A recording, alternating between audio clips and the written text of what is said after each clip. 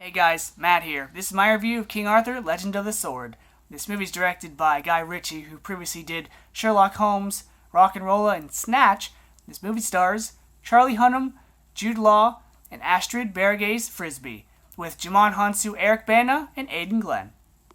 Legend of the Sword tells the story of Arthur, and more importantly, what happens to him after he comes in contact with the sword Excalibur. He's raised as an orphan, or in a brothel, in Londinium as it's called, and once he comes across the sword, he's viewed as a savior and a hero by the oppressed, but a false prophet by those in power.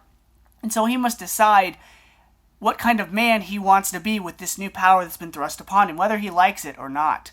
And the story is told in a very unique way. It's as if they took the movie Robin Hood by Ridley Scott, with the practical and realistic origin story that's a little different from what we know, and they mixed it with Snow White and the Huntsman, a darker story that has monsters and creatures and is very fantastical. And it tries to combine it with Guy Ritchie's, London underground, fast-paced, thriller-type movie. And what we got was a good movie. A very good movie. Different from the King Arthur stories we've known before, but a good movie. Two things that impressed me most about the movie is, first off, the soundtrack. They only use about 3 or 4 different songs throughout the movie, but soundtrack was really, really good. Especially during an opening montage in Arthur's life in the beginning of the movie. Also, the stone. Now, I know what you're thinking, just a rock, how is a stone that impressive? But when they reveal what the stone is, wow, a really nice and different take on the stone of King Arthur.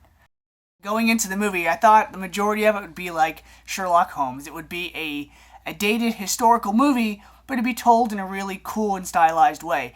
And it was, but of course you had the Guy Ritchie dialogue scenes, where you have people dealing with each other, and it's almost like they're trying to be swift and con artists, but they're also being there for comedic effect. Like, what we got here today, Mike? Looking a little light today, aren't we, Mike? Oh, here you go, mate. Don't hand me the money, Mike. Don't be stupid, Mike. Dialogue like that. Like, if Tarantino were to make a movie like this, of course he'd have his Tarantino dialogue.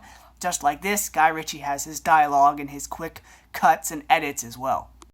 The acting goes, everybody was fine, except for Jimon Hansu. Not that he wasn't a good actor in this movie, it's just because he's good in everything he's in, but his roles are never meaty enough. They're always supporting characters. They're always a henchman, or a bad guy, or a character that's in a small role where you're like, oh, it's that actor.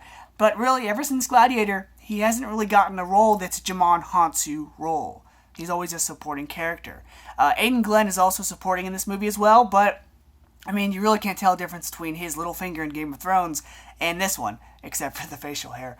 Jude Law is good in this role as well. I'm glad he reteamed with Guy Ritchie. He did a good job. The mage in this movie, Astrid Frisbee, she was really good. Charlie Hunnam, excellent in this movie. Also, Eric Bana is in this. He also did a really good job. So, the acting was strong in this movie, which is something that really helped.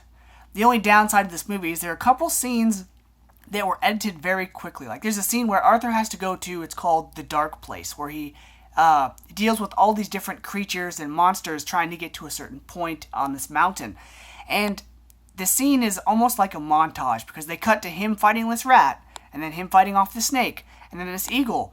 And I know the movie would have slowed down had a good portion of it been about this stuff. I just wish they'd shown more to it, because you don't feel like his life is in danger, or he's hurt, or he's struggling in this time, because it's done and over so fast. But other than that, the movie is stylized.